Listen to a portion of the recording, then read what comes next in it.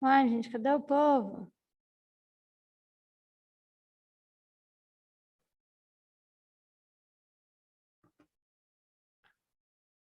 Bom, então, o SUS ele foi criado a ideia nessa conferência, tá? Depois disso, é assim, Leonardo, pode ficar tranquilo, tá? Depois disso, ele foi, então, registrado na Constituição Federal.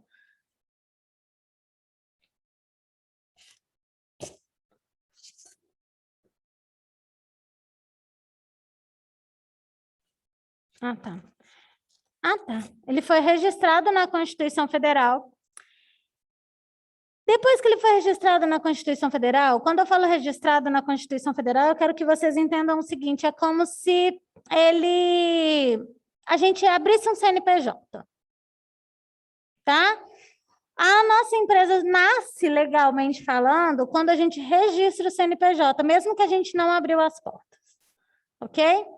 Então, o SUS ele vai nascer realmente quando ele é registrado na Constituição Federal, porém, ele demora um tempo para abrir as portas. E até ele abrir as portas, ele precisa de normas de regulamentação. Então, demora 2 anos para essas normas serem aprovadas, que são as leis que regulamentam o SUS. E depois mais 2 anos, em 92, para o SUS realmente abrir todas as portas ali em todo o Brasil e começar a realmente prestar os serviços que a gente tem hoje. E ser o que ele é, e aí a gente vai discutir, falar da lei, e aí a gente vai entrar no que o Claudiano falou ali, de conseguir cirurgias e tal, e a gente vai ver que o SUS, na verdade, ele tem que cobrir tudo para todos, em todos os lugares do Brasil, tá? Mas isso aí é uma discussão mais para frente. E aí a gente teve o SUS que a gente tem hoje. Entendeu, então, como o SUS nasceu, gente? Conseguiram mentalizar as historinhas? Sim? Não? Ok? Bom, então agora que vocês conseguiram, deixa eu só olhar um negócio aqui.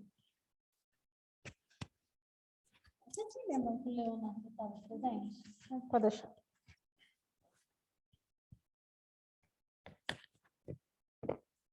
Agora, eu vou recontar a história, passando os slides. Tranquilo, gente? Pessoal de casa.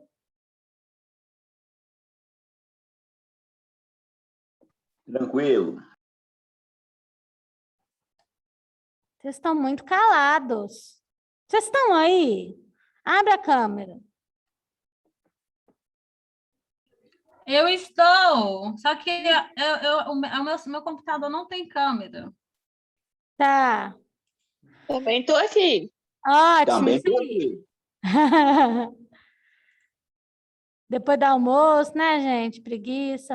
Então, aqui estão falando, o SUS é bem novo. Sim, muito obrigada. O SUS é bem novo. Ele tem a minha idade. Né? Ele nasceu em 88, no ano mais bonito aí, porque foi o ano que eu nasci, tá? Então, sim, ele é novo, ele tem 33, pelo tanto de coisa que ele faz, por tudo, né, pela dimensão, ele é muito, pela solidificação que ele é novo. E por eles já quererem terminar, porque eles já querem acabar com o sistema de saúde público, ele é pouco, ele é novo, tá? E ele, além dele ser novo, nossa senhora, a gente tem que entender que ele é uma conquista nossa, que foi a população que correu atrás dele, para ele existir, tá? Bora lá, então.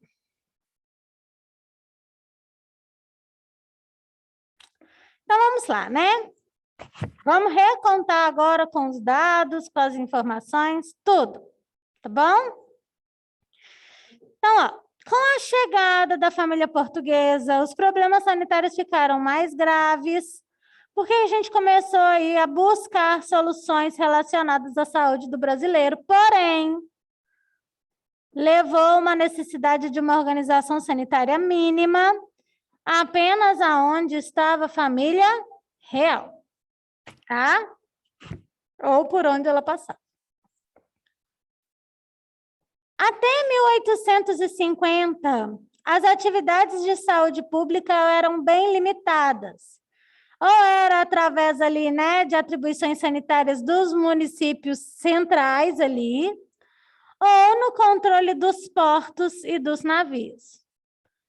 Tá? Então, era só no centro ali dos municípios ou nos portos e nos navios. Isso perdurou por quase 100 anos. Não existia assistência médica. Isso fazia com que surgissem os boticários, que são os farmacêuticos. A falta de uma assistência médica estruturada fazia com que o tratamento fosse de acordo com a classe social. E ainda naquela época, a classe social estava também muito ligada à cor, né? Então, os nobres e os brancos tinham assistências médicas, porque eles tinham condições de pagar. Já os pobres e os negros, eles não tinham essa assistência médica, então eles buscavam a ajuda de curandeiros e boticários. E mesmo assim tinham que pagar, às vezes, tá? Mas bem mais barato.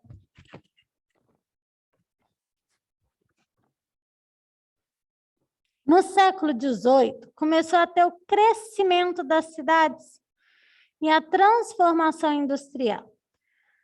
E isso levou a um fenômeno que a gente chama de êxodo do rural, que é quando as pessoas saem do interior e vêm para a cidade. Isso acabou proporcionando uma concentração muito grande de pessoas na cidade e uma vida precária para essas pessoas. Os indivíduos começaram a se encontrar em um maior risco de vida, devido à falta de um modelo sanitário. Isso deixou o país caótico, cheio de doenças como lepra, malária, tuberculose. Então, o quadro de saúde do país era considerado caótico devido a grande número de doenças, e isso acabou interferindo, levando consequências para o comércio exterior. Tranquilo até aí? Com isso, teve a necessidade da participação do Estado para buscar ações mais globais, não só voltado para os portos. E aí, então, em 1902 a 1920, o Rodrigo Alves, que era o presidente do Brasil, nomeou Oswaldo Cruz como diretor do Departamento Federal de Políticas de Saúde Pública, desculpa. E aí, esse cara, né, ele começou com as primeiras atividades profiláticas, ou seja, de prevenções, com embasamento científico, porque ele tinha estudado sobre isso. Só que essas medidas adotadas, elas foram concebidas por uma visão militar, no qual a base delas eram a força e a autoridade. Então, a força e a autoridade eram um instrumento preferencial que dificultava a adesão da população. Foi criado um verdadeiro exército que passaram a exercer atividades de desinfecção no combate do mosquito do vetor da febre amarela, que na época estava em auge, e a falta de esclarecimento e as ações ali arbitrárias, né, pelos guardas sanitários, causavam revolta na população. Esse modelo ficou conhecido como um modelo campanhista e foi concebido dentro de uma visão militar, aonde os fins justificavam os meios, no qual a força e a autoridade eram considerados instrumentos preferenciais. A população, com receio das medidas de desinfecção, trabalho realizado, né, pelo serviço sanitário, revolta-se até que o próprio Rodrigo Alves vai chamar o Oswaldo Cruz no Palácio do Catete, eu sempre falo errado, pedindo ali para, apesar de acreditar no acerto das suas estratégias, para que não continuasse queimando colchões e roupas do doente. Ele para de queimar colchões, mas ele vai lá e faz uma lei aonde faz a obrigatoriedade da vacina antivaríola. E isso também não é bem aderido pela população, e aí leva a um grande movimento que ficou conhecido como revolta da vacina. Ok? Contudo, houve um reconhecimento da necessidade de enfermeiras visitadoras e da formação de pessoas técnicas para executar o programa de saúde pública proposto. Então, eles perceberam que os guardas não estavam dando retorno, que precisavam de enfermeiras visitadoras. E aí, o Oswaldo Cruz, além de perceber isso, ele contribuiu para a história com a criação do Instituto de Pesquisa Oswaldo Cruz, onde nesse instituto ele fazia realmente a pesquisa epidemiológica das doenças. Então, ele fazia registro demográfico, quais regiões que eram mais acometidas, tinha laboratório para auxiliar no diagnóstico, fabricava ali vacinas em grande quantidade, tudo feito nesse Instituto do Oswaldo Cruz. Então, ele para, né, muito de ficar naquela questão da saúde pública, foca nesse instituto e dá o seu lugar para o Carlos Chagas. Carlos Chagas, então, ele percebe a importância de reestruturar esse modelo campanhista. Então, ele busca inovar esse modelo campanhista, tá? Trazendo enfermeiras dos Estados Unidos para ministrar um curso para os profissionais daqui do Brasil, para melhorar essa assistência de prevenção, de saneamento, né, de saúde pública ali, que era realizado nesse foco de saneamento básico. Ok? Até aí, tranquilo, gente? Ai. Gente, eu posso pegar uma água? Nossa, tá. Deixa eu falar.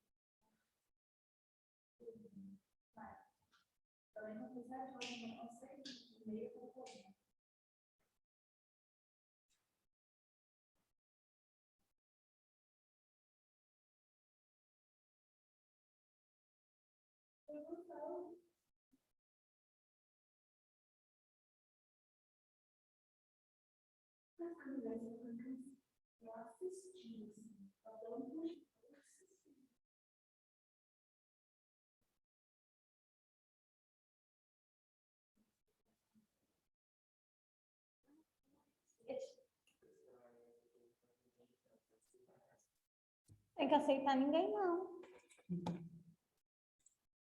Aqui, não tem ninguém aqui para eu aceitar, não, ó. Fica aqui. Não tá nem com sala de espera, não, olha lá. Sem sala, fala que tá sem sala de espera.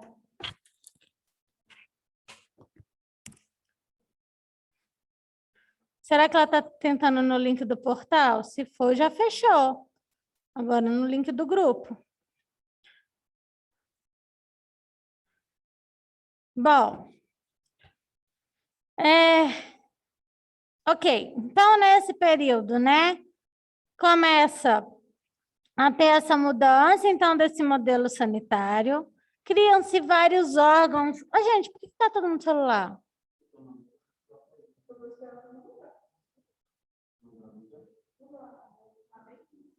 Ah, então tá. É que os três estão fazendo a mesma coisa. É que eu mandei no grupo, não mandei? Ah, tá, entendi. E aí, então, criaram, órgãos que vão buscar ali lutas específicas de doenças específicas, tá? No foco de prevenção.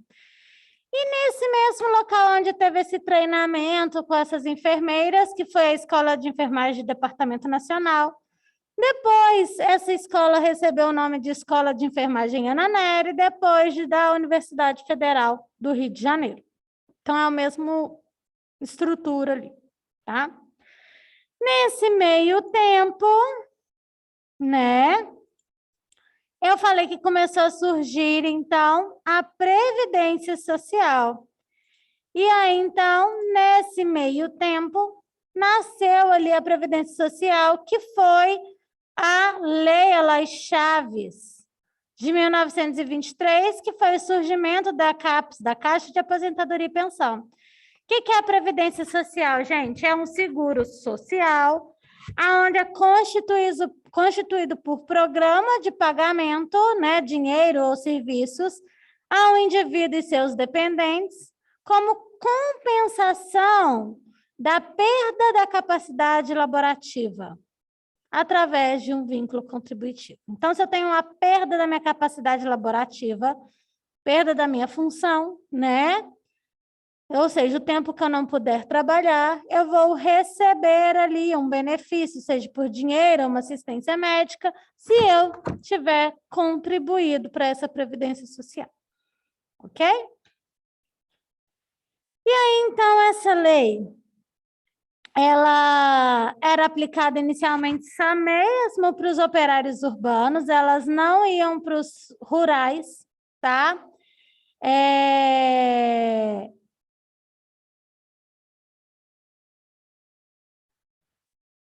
No início, essas caixas, elas deveriam ser organizadas por empresas e não por categorias. E elas também não eram criadas automaticamente. Elas dependiam da mobilização e da organização dos trabalhadores para que a empresa começasse a criar essas CAPs. Tá? Então, inicialmente, ela era assim. O Estado não participava propriamente do custeio ali daquelas CAPs. Não. Oi. Presta. Você. Não pode.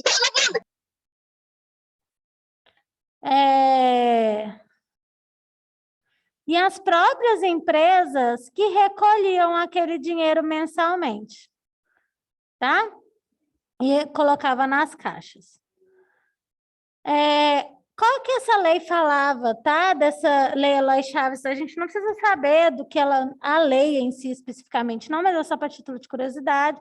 Ela dava socorro médico, medicamentos, pagamento de aposentadoria, pensão para herdeiros. Então, ela trazia bem ali o que é o INSS hoje, tá? A gente não vai entrar muito nisso, porque a gente não está estudando para o INSS, tá ok? A partir de 1930, a vinculação da Previdência Social atingiu quase todos os trabalhadores assalariados, né? E aí, então, a administração começou a ser tomada pelo Estado. Então, as minhas CAPs, Caixas de Aposentadoria e Pensão, mudam, né? E são substituídos pelos IAPs, que é o Instituto de Aposentadoria e Pensão. Então, deixa de ser uma CAPs e vira um instituto. Quem comanda o Instituto? Estado, tá? E aí, então, os trabalhadores começam a ser organizados por categoria. Marítimo, comerciário, e não mais por empresa. E aí começam a criar vários institutos, institutos para o marítimo, institutos para o bancário, instituto para o comércio, institutos para a indústria, tá? Vão criando vários institutos de aposentadoria e pensão para todas essas partes. Em 1939, gente, quem quer falar? Eu vou bloquear vocês para ativar o som. Quem quiser abrir o som aí, levanta a mão, tá? Ou manda no chat. 1939, então, começa a surgir as primeiras leis trabalhistas e em 43 vai surgir a CLT, ok? Porém, né, vai surgir, então, os direitos dos trabalhadores em 43, mas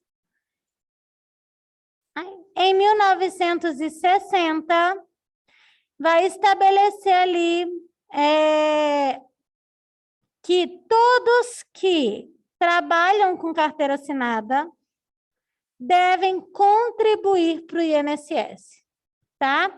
Então, em 43, cria a carteira de trabalho e em 60, todos que têm carteira de trabalho assinada obrigatoriamente passa a ter que contribuir para os IAPs, tá? Para o Instituto de Aposentadoria e Pensão, que até então não era obrigatório, ok? Consequentemente, ainda excluía aí os profissionais rurais, tá? Dessa parte. Mas, consequentemente, isso começou a ter uma melhora aí de alguns benefícios, né? De alguns direitos para o trabalhador. Então, teve essa vantagem. Em 63, 3 anos depois, esse benefício do CLT, de contribuir ali, passa, então, a chegar ali nos trabalhadores rurais. Então, até 60 era obrigatoriamente todo mundo, mas no meio urbano. Em 73, chega nos trabalhadores rurais. Então, reparem que eles estão só crescendo essa questão aí do INSS, porque foi uma forma de começar a garantir saúde para a população, tá? Sem o governo ter que pagar realmente, né? Custear tudo. Em 66, um Instituto de Previdência Social e Pensão. Cria-se, então, o Instituto Nacional, né? Para de ser um Instituto de Aposentadoria e Pensão e vira um Instituto Nacional da Previdência Social, que é o INPS, que vocês já devem ter ouvido falar.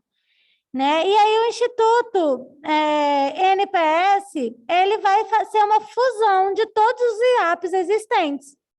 Então, eu não falei que eu tinha IAPs do Marítimos, do Bancário, das Indústrias?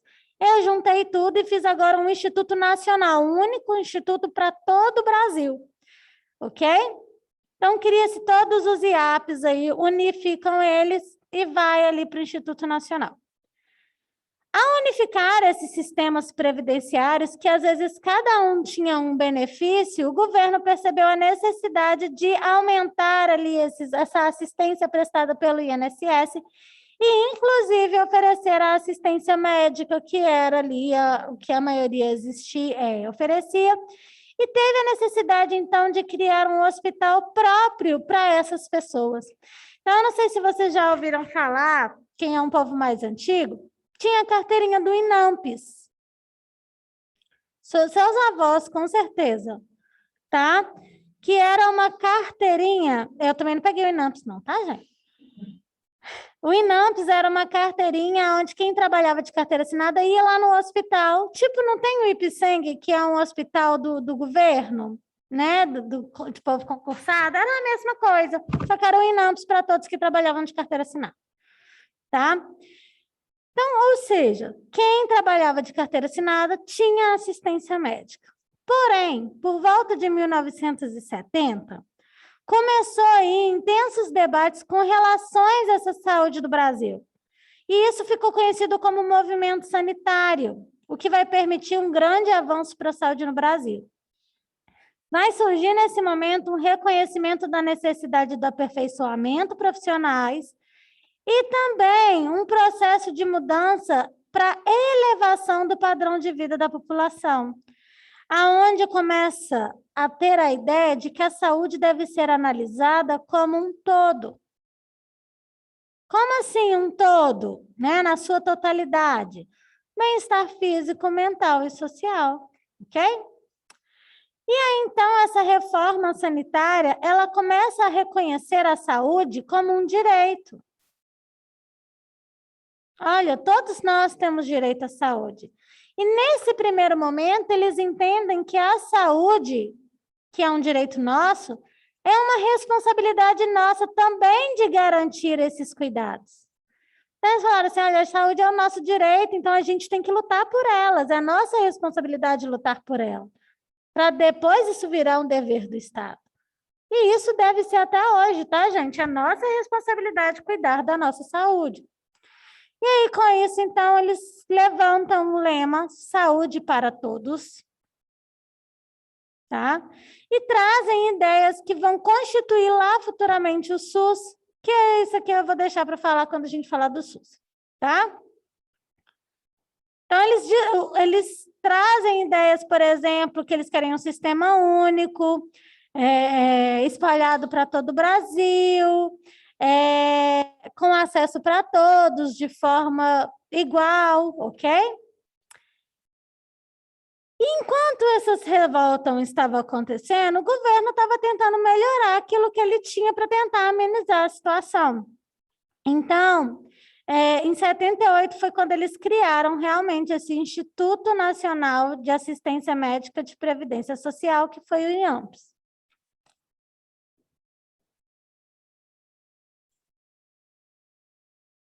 E aí, eles foram criando estratégias para o saneamento básico. Então, a gente tinha Instituto para o Saneamento Básico, Instituto para Assistência Médica, para Vigilância Epidemiológica, tá? Foi criado um Conselho Administrativo de Saúde da Previdência para ver para onde estava indo o dinheiro. Nesta mesma época, começou a surgir grande quantidade de planos de saúde, tá? Então, a saúde começou a ser bem comercializada. E aí, em 88, veio as diretas já. E aí, a eleição do o Tancredo Neves, ele é eleito e marca o fim da ditadura militar. E aí, aqui, então, foi o momento em que a sociedade conseguiu ser ouvida, né? Através da 8ª Conferência Nacional de Saúde. A 8ª Conferência Nacional de Saúde de 88, ele é um grande marco de mobilização social, tá? Porque é onde a sociedade consegue ser ouvida e busca a reforma desse sistema de saúde. E ali foram discutidas e aprovadas todas as demandas que traziam nesse movimento sanitário, que é a saúde para todos, de forma igual, que é um direito da sociedade, dever do Estado, tá? Então, entre os principais temas da conferência estava o dever do Estado e o direito à saúde. E a reformulação desse sistema de saúde, o financiamento do setor e a participação da população no serviço. Ok? E aí, então, gente, o nosso SUS, ele é inseminado aqui, ó. Aqui ele está inseminado. Mas como tudo que é fecundado demora um tempo para nascer, ele foi nascer 2 anos depois. Só que enquanto ele não nascia, sabe quando a gente casa e a gente não quer ter um filho, mas a gente compra um cachorro para treinar? Né? Porque, querendo ou não, o cachorro você requer tempo, enfim, você não quer ter um filho ainda, mas você quer já ter uma coisa, você compra um cachorro, né? É a mesma coisa o SUS, tá? Então, enquanto o SUS não nasceu, o filho não vem, foi criado um sistema paralelo, que é o SUDES, que é um irmão ali do SUS, mas um irmão mal sucedido que a gente brinca. O que esse SUDES é? Ele é nada mais, nada menos do que a junção de todos os sistemas que já existiam. Então, eu tinha um sistema para saneamento, para vigilância epidemiológica, o INAMPS, né, para assistência médica. Eu tinha todos eles, eu juntei e fiz um sistema unificado. Então, eu juntei todos os sistemas existentes, cada um com o seu comando, porém, trabalhando juntos.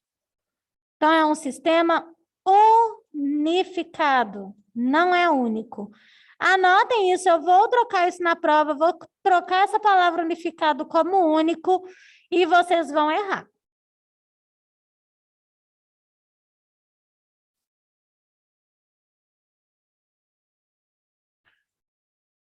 Tá? Então, único é diferente de unificado. Único é somente ele. Somente ele. O SUS hoje só tem ele. É só um comando. E os SUDs não. Os SUDs eram vários comandos trabalhando junto. Entenderam a diferença dos SUDs para o SUS? Pessoal de casa?